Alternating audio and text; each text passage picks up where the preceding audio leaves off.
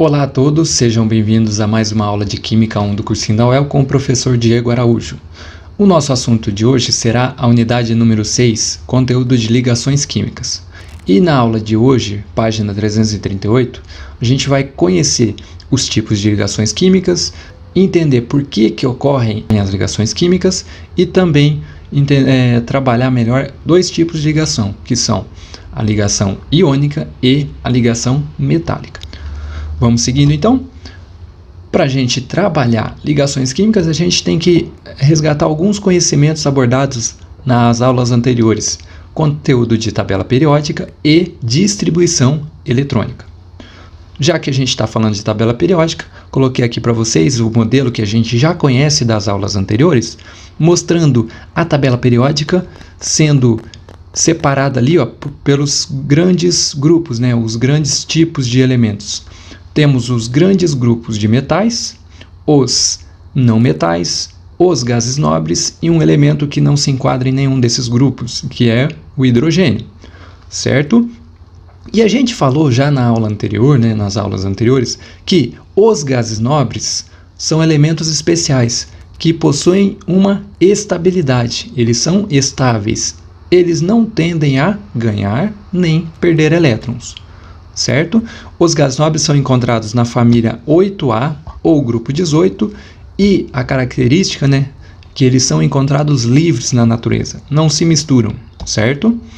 E uma característica importante é que eles possuem configuração eletrônica S2P6, ou seja, 8 elétrons na camada de valência. Um ponto diferente ali, que é o hélio. O hélio, número atômico 2, possui apenas 2 elétrons na sua eletrosfera. Então, a sua configuração eletrônica será apenas um S2, certo? E essa característica dos gases nobres, exceto hélio, de possuírem configuração S2P6, indica que eles possuem 8 elétrons na camada de valência. Então, a gente vai chamar isso de octeto completo, tá bom? A partir desse conceito de octeto dos gases nobres, a gente vai elaborar uma regrinha básica aqui para as ligações químicas, que é a regra do octeto. O que seria essa regra do octeto? Os gases nobres a gente já sabe, são elementos estáveis que possuem o octeto completo, 8 elétrons na camada de valência, certo? Os átomos de outros elementos químicos, que não são os gases nobres, para adquirirem a configuração e a estabilidade característica dos gases nobres, eles tendem a se ligar, tendem a ganhar, perder ou até compartilhar elétrons, desse modo originando os tipos diferentes de ligações químicas. Então, basicamente, a gente conclui que para adquirir a estabilidade, os elementos precisam ter 8 elétrons na camada de valência. É a regra do octeto. Os elementos adquirem a estabilidade com 8 elétrons na camada de valência. Basicamente, são 3 tipos de ligações químicas: a ligação iônica, a ligação covalente e a ligação metálica, certo? A gente tem os 3 tipos aí. Coloquei a ligação metálica antes da ligação covalente porque a gente vai trabalhar esse conteúdo que é um pouco mais curtinho junto com a ligação iônica nessa aula. E deixaremos para a próxima aula o conteúdo de ligação covalente. Conhecendo então a tabela periódica, a gente tem o seguinte: os grandes grupos ali, metais e não metais. A gente sabe, que os metais tendem a perder elétrons e os ametais tendem a ganhar elétrons, certo? Então, para o lado dos ametais, aumenta a afinidade eletrônica ou caráter ametálico, enquanto que para o lado dos metais, aumenta a eletropositividade ou caráter metálico. Trabalhando então a ligação iônica. A ligação iônica, como o próprio nome já diz, ligação iônica, ocorre entre íons. Ocorre entre íons de cargas opostas. Ocorre entre íons de cargas opostas. E a gente viu lá na unidade número 2 que íons surgem a partir da perda ou ganho de elétrons. Quando um átomo perde elétrons, origina um íon positivo, chamado de cátion. Quando o átomo ganha elétrons, origina um íon de carga negativa, chamado de ânion. Então, Essa ligação vai ocorrer entre espécies com grande diferença de eletronegatividade. Temos ali entre um átomo eletronegativo e um átomo eletropositivo. Então a ligação vai ocorrer entre o cátion e o ânion. Beleza? Quem originou o cátion? O cátion foi originado de um átomo que perdeu elétron. E a gente viu que os metais vão perder elétrons.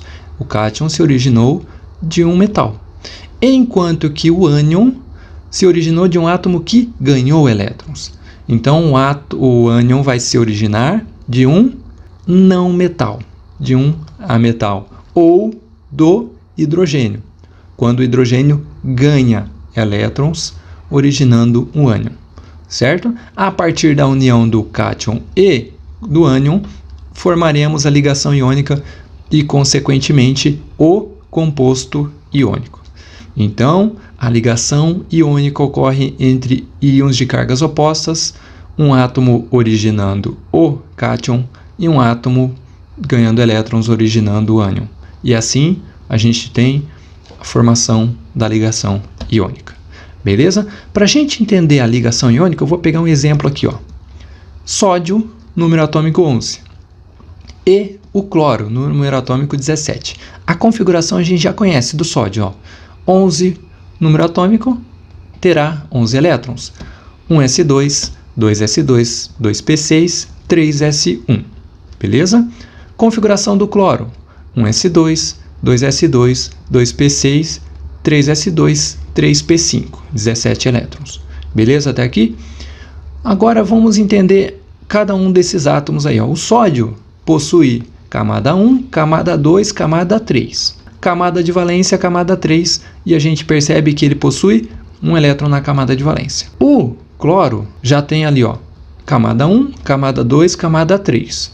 Na camada 3, a gente observa ali, ó, camada de valência, 2 mais 5, ou seja, 7 elétrons na camada de valência. Então vamos desenhar ali, ó, os 7 elétrons da camada de valência do cloro. Aí a gente tem o seguinte: o sódio, considerando a nossa regra do octeto, ele possui um elétron na camada de valência. Para ele é mais fácil ganhar 7 elétrons e assim ele fica com 8, ou perder 1 e assim ele desvazia a camada 3 e passa a ter 8 elétrons na camada 2. É mais fácil o sódio perder, certo? Agora para o cloro possui 7 elétrons na camada de valência. É mais fácil ele ganhar 1 ou perder os 7? É mais fácil ganhar um elétron. Então aí a gente já entende que o sódio tende a perder e o cloro tende a ganhar elétrons. O que vai acontecer então? O sódio precisa perder, o cloro precisa ganhar. Eles vão então fazer um processo de transferência de elétrons. O sódio transfere elétrons para o cloro, doa elétrons para o cloro. Beleza? O sódio perdendo elétrons, na sua camada de valência, a gente vai ter ali, ó, aquele elétron saindo da camada de valência. E agora a gente tem apenas o quê? A configuração 1s2, 2s2, 2p6. Lembra aquele detalhe que eu falei? A perda ou ganho de elétrons envolve a camada de valência, certo? Então, o sódio perdeu elétrons da camada de valência. A nova camada de valência do sódio, então, vai ser a camada 2. 2 elétrons mais 6, 8 elétrons na camada de valência. Perfeito, o sódio já adquiriu a estabilidade. Ele adquiriu a estabilidade perdendo um elétron, e assim a gente tem o cátion sódio. E o cloro? O cloro ganhou um elétron do sódio. A perda ou ganho de elétrons envolve a camada de valência. Esse elétron que o sódio ganhou, que o cloro ganhou, vai entrar ali na camada 3. 3p5, entra mais um elétron, e assim a gente tem 6 elétrons no subnível P do terceiro nível. Beleza? O cloro ganhou um elétron, Cl-, que é o íon cloreto, tá bom? Ânion cloreto. E aí a gente tem 2 íons, o sódio e o cloreto, e assim formando a união de 2 íons ali e originando o composto iônico NaCl, que tem o nome cloreto de sódio. É o famoso sal de cozinha. Beleza? Deu para entender? Então, a partir da configuração eletrônica, né, a gente vai determinar quantos elétrons eles possuem na camada de valência, E assim, qual a tendência dele? Se é ganhar ou perder elétron. Pegando outro exemplo aqui, ó, agora o cálcio e o oxigênio. Não vou ficar fazendo toda vez aquela distribuição eletrônica, né? Eu vou direto na tabela periódica. Eu sei que o cálcio é da família 2A, então ele possui 2 elétrons na camada de valência. Vou desenhar ali os 2 elétrons do cálcio. O oxigênio é da família 6A, possui 6 elétrons na camada de valência, certo? Então a gente tem ali, ó, o oxigênio com os seus 6 elétrons. O cálcio tem 2 elétrons na camada de valência. Qual a tendência? Ganhar 6 e assim ficar com 8 ou perder 2? Para ele é mais fácil perder 2 elétrons. Para o oxigênio, é mais fácil perder esses 6 ou ganhar 2? É mais fácil ganhar 2 elétrons. É o que vai acontecer. O cálcio precisa perder, o oxigênio precisa ganhar. Então vai acontecer aqui transferência de elétrons. O cálcio perde elétrons para o oxigênio. Perder um elétron para o oxigênio, resolveu o problema do cálcio? Não. Resolveu o problema do oxigênio? Também não. O cálcio precisa perder um, o oxigênio precisa ganhar um. E agora? Agora sim, o cálcio doou mais um elétron para o oxigênio, o cálcio ficou com carga 2+, adquiriu a estabilidade. O oxigênio ganhou 2 elétrons do cálcio, 2- para o oxigênio. Certo? Temos aqui os íons cálcio e o íon oxigênio, e assim a gente tem o composto CaO, que é o óxido de cálcio, a cal virgem. Como vai ser o composto formado entre cálcio e cloro? Cálcio, família 2A, 2 elétrons na camada de valência, vou colocar ali. O cloro, família 7A, 7 elétrons na camada de valência, 7 elétrons ali para o cloro. O cloro precisa ganhar um elétron. O cálcio precisa perder 2 elétrons. Cálcio doa um elétron para o cloro. Resolveu o problema do cálcio? Ainda não. Resolveu o problema do cloro? Perfeito, resolveu. E agora, o que vai acontecer? O cálcio ainda precisa perder esse elétron. Vai acontecer de aparecer um segundo átomo de cloro com seus 7 elétrons, precisando ganhar um. E assim a gente tem a transferência de elétrons do cálcio, de um elétron do cálcio para o segundo átomo de cloro, formando ali o cátion cálcio 2+. Os ânions cloreto, a gente vai representar ali, ó, Cl-. Como são 2 ânions cloreto, vou ter que colocar o 2 ali.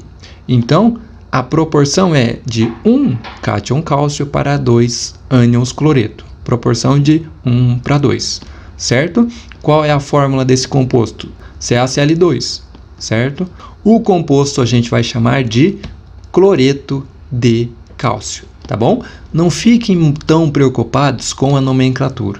Vocês terão a nomenclatura de modo mais objetivo, né, mais facilitado, quando for trabalhar conteúdo de sais, lá na apostila 2, beleza? Mas não vai ser nem eu que vou trabalhar, vai ser o professor Reinaldo, também chamado de Neto. Mais um exemplo aqui, sódio e hidrogênio. Falei para vocês então que a ligação iônica se dá entre um metal e um não metal, ou um metal e o hidrogênio.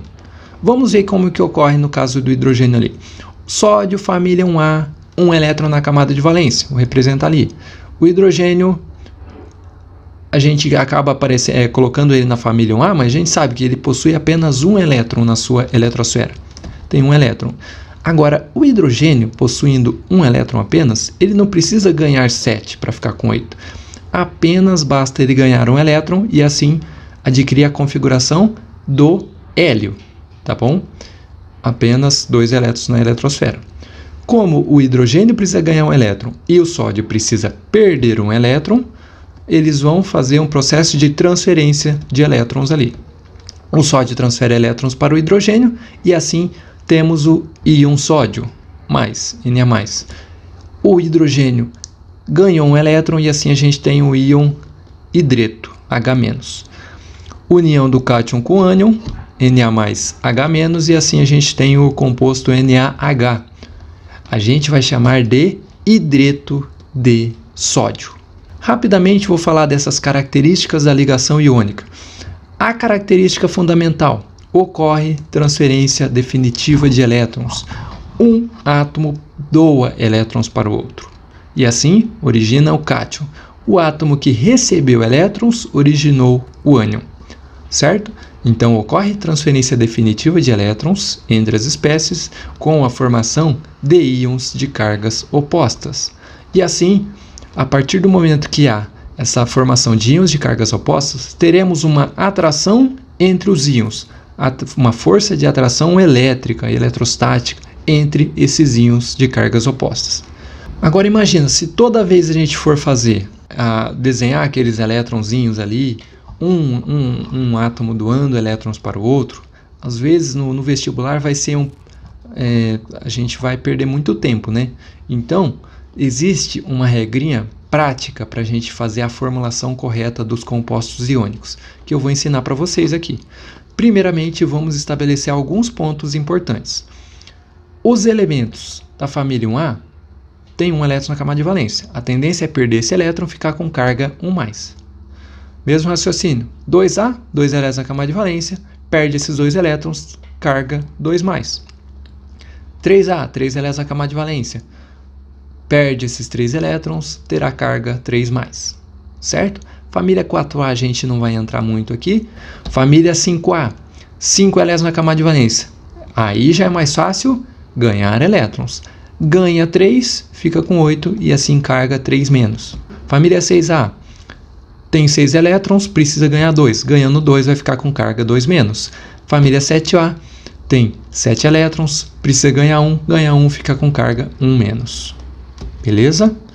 A partir desse raciocínio aí, desses conceitos, a gente vai pegar uns exemplos ali. Sempre utilizando o raciocínio seguinte: elétrons perdidos é igual ao número de elétrons recebidos. Se tem alguém doando elétrons, é porque tem alguém recebendo esse elétron. Vamos pegar um exemplo aqui, ó. Como vai ser a formulação de magnésio e iodo? Magnésio, família 2A, carga 2+, vou colocar ali.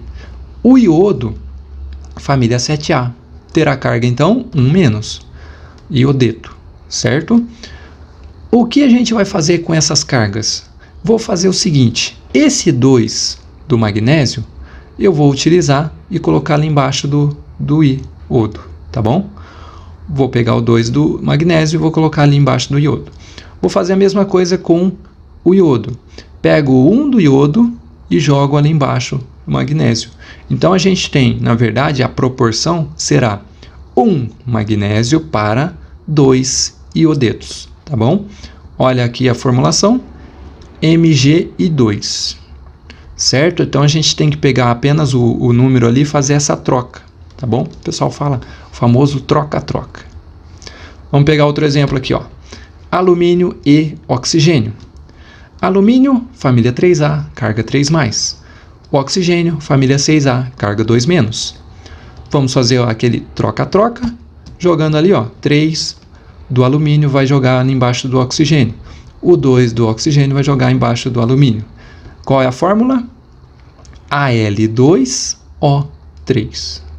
Beleza? Vamos pegar mais um exemplo ali. Como vai ser a fórmula entre potássio e enxofre? Potássio, família 1A, carga 1+. Enxofre, família 6A, carga 2-. Fazendo a troca ali, ó, o 1 do potássio vai parar embaixo do enxofre. O 2 do enxofre vai parar embaixo do potássio. Qual é a fórmula? K2S. Aí você me pergunta: professor, por que o 1 não está embaixo ali do enxofre? É porque o índice 1 não necessita ser apresentado, né? Então ele pode ser ocultado, que a gente já vai entender que é apenas um átomo daquele elemento. Outro exemplo aqui, o magnésio e oxigênio. Como vai ser a fórmula entre magnésio e oxigênio? Magnésio, família 2A, carga 2+. Oxigênio, família 6A, carga 2-. Fazendo a troca ali, vai ficar o quê? Mg2O2. Aí tem um detalhe importante. Essa vai ser a fórmula? Não. Aqui a gente vai ter que fazer uma modificaçãozinha. Deixar sempre na menor proporção entre os átomos, ou seja, na famosa fórmula mínima. Beleza? Fórmula mínima. Então é a menor proporção entre os átomos de cada elemento. 2 para 2, qual que é a menor proporção? É 1 para 1. Então eu posso deixar o quê? Mg1O1, ou basicamente MgO, que é o óxido de magnésio. Mais um exemplo ali, magnésio e nitrogênio.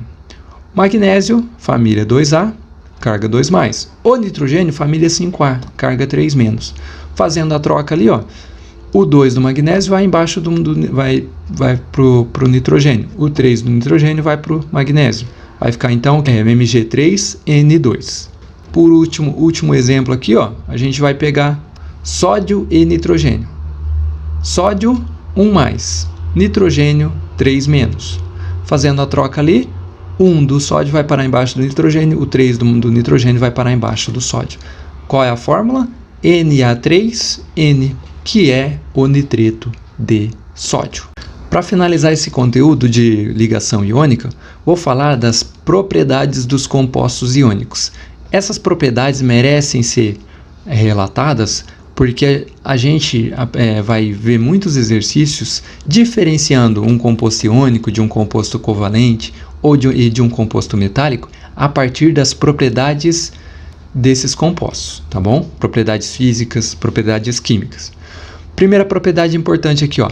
Os compostos iônicos são sólidos a temperatura ambiente. Eles possuem alto ponto de fusão e alto ponto de ebulição. E no estado sólido, eles formam um aglomerado de íons, que a gente vai chamar de retículo cristalino. O que seria esse retículo cristalino, então? É um aglomerado de íons que estão unidos por força de atração elétrica ou eletrostática. O íon positivo sendo atraído pelo íon negativo, o íon negativo sendo atraído pelo íon positivo. Outra característica, eles sofrem dissociação iônica ou separação dos íons. E essa separação dos íons vai ocorrer em duas situações, em solução aquosa e no estado líquido ou fundido. Então, se a gente pega esses compostos iônicos no estado sólido e a gente adiciona a água, eles vão sofrer de separação dos íons, dissociação iônica, certo? E teremos íons livres. Quando a gente pega esse composto iônico no estado sólido e aquece, fazendo com que eles atinjam o estado líquido, a gente terá separação dos íons, dissociação iônica, tá bom? E isso é fundamental para uma outra característica desses compostos. Eles conduzem corrente elétrica, certo? Conduzem corrente elétrica, mas qual a condição fundamental para a condução de corrente elétrica? Presença de íons livres. Quando o composto iônico está dissolvido na água, em solução aquosa, ou quando o composto iônico está no estado líquido. Logo, no estado sólido, os íons estão presos ao retículo, não conduzem corrente elétrica. O segundo tipo de ligação é a ligação metálica. A ligação metálica ocorre entre os metais, ocorre entre metais puros, ou na forma de misturas, na forma de ligas. E nesse caso aqui, ó, não vai obedecer à regra do octeto. O retículo cristalino dos metais, né, na ligação metálica, é diferente daquele retículo cristalino dos compostos iônicos. Aqui a gente vai ter o quê? Cátions de metais envolvidos por uma grande quantidade de elétrons ao redor, certo? Então os cátions estão bem alinhados e assim, ao redor desses cátions a gente tem os elétrons, que têm uma mobilidade importante. E essa presença de elétrons livres faz com que esses metais possuam a capacidade de conduzir corrente elétrica. Alta capacidade de conduzir corrente elétrica. E outra característica é que eles são maleáveis, né? Isso possibilita a formação de lâminas cada vez mais finas, utilizadas para o corte, utilizadas para outros produtos também. E eles são dúcteis, possibilitam a formação de pequenos cabos e fios. As ligas metálicas, pessoal, vale a pena a gente dar citar aqui, ó, são compostos que contêm 2 ou mais elementos em que pelo menos um deles é um metal. As ligas mais importantes que eu vou citar, o bronze, que é resultante da união de 2 metais, né, o cobre e o estânio, o aço inox, que tem ferro, crômio, carbônio e níquel, as amálgamas, assim, que era bastante utilizado para a formação daquelas massas para colocar nos dentes, né? A gente tem a união aqui, ó, de mercúrio e prata ou estânio. Então, mercúrio e outro metal. O ouro 18 quilates, que representa 75% de ouro e 25% de outro metal, que pode ser o cobre ou a prata, tá bom? Lembrando que o ouro 24 quilates é o ouro puro. E por último aqui, ó, outro exemplo, o latão, que é a união de cobre e zinco. Beleza? E agora a gente vai para um exercício da apostila. Página 339. Vou pegar com vocês aqui, ó, o número 2. Exercício número 2 diz o seguinte: em um composto sendo X o cátion e Y o ânion, a fórmula X2Y3, provavelmente os átomos X e Y no estado fundamental tinham os seguintes números de elétrons na camada de valência, respectivamente. Então, o que a gente vai ter que fazer aqui, ó? Vamos ler novamente com calma. Sendo X o cátion e Y o ânion, ele já falou que tipo de ligação que vai ocorrer aí. Ligação entre íons, ligação iônica. A fórmula é X2Y3. Como que a gente vai fazer? Se a fórmula é X2Y3, a gente pode fazer o contrário daquela troca, né? Então, aquele X2Y3, a gente pode fazer o seguinte ali, ó. X, esse onde ele tem 2, então ele tinha uma carga 3+. O Y, que está com 3 ânions Y, a gente tem carga 2-. Se o X tem carga 3+, ele tinha 3 elétrons na camada de valência, perdeu os 3. Beleza? Se o Y tem carga 2-, é porque ele ganhou 2 elétrons. Então ele tinha quantos? Tinha 6. Tinha 6, ganhou 2, ficou com 8. Qual a resposta nossa? 3 e 6, alternativa D de dado. Mais um exercício aqui, ó. Dentre as seguintes propriedades das substâncias, temos ali elevada temperatura de fusão, boa condutividade elétrica no estado sólido, formação de solução aquosa condutora de corrente elétrica, elevada solubilidade em líquidos apolares. Quais dessas características caracterizam compostos iônicos? Os compostos iônicos que têm alto ponto de ebulição e alto ponto de fusão, a afirmativa 1 está correta para os compostos iônicos. Os compostos iônicos têm boa condutividade elétrica no estado sólido? Errado. No estado sólido, os íons estão presos ao metal. Os íons estão presos ao retículo cristalino e assim impossibilita a condução de corrente elétrica. Então a 2 está errada. Se a 1 está correta, a gente elimina a cebola e a elefante. A D de dado também. Se a 2 está errada, a gente já elimina a amor e assim a gente já chega na resposta que é a letra B de Bosque, tá bom? Vamos para a 3 e a 4, né? Então a 3 tem que estar correta e a 4 está errada. Formação de solução aquosa condutora de corrente elétrica. Perfeito. É uma característica dos compostos iônicos. Elevada solubilidade em líquidos apolares. Não. Líquidos apolares possuem uma característica que a gente vai estudar mais para frente, que é a ligação covalente, certo? E a partir da ligação covalente, a gente vai ter compostos apolares e compostos polares. Os compostos apolares, eles tendem a dissolver em compostos apolares. Os compostos iônicos, eles tendem a dissolver melhor em compostos polares, tá bom? Então, a gente consegue diluir bem, dissolver bem um composto iônico na água, por exemplo, que é um composto polar. Mas isso é matéria lá para as próximas aulas. Beleza? E assim a gente termina a aula de hoje. Espero que tenham entendido esse conteúdo. Aí a gente vai deixar o nosso endereço, né, para tirarem as dúvidas. Me procurem. Bons estudos e até a próxima semana.